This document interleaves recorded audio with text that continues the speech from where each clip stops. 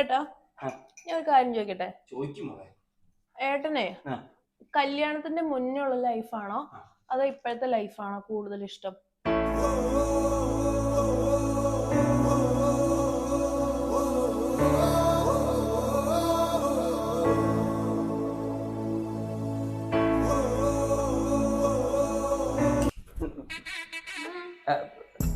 കല്യാണത്തിന് മുന്നേയുള്ള ജീവിതം. കല്യാണത്തിന് മുന്നേയുള്ള ജീവിതം ഒരു ജീവിതമാണോ?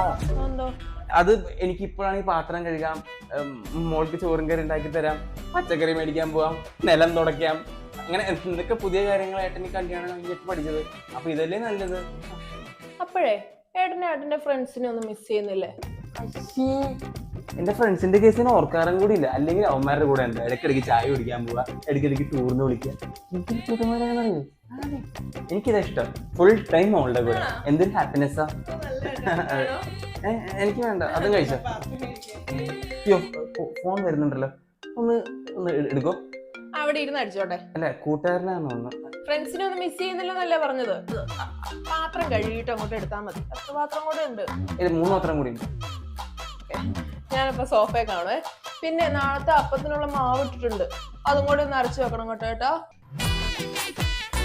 ആ ചാച്ച മോളോ.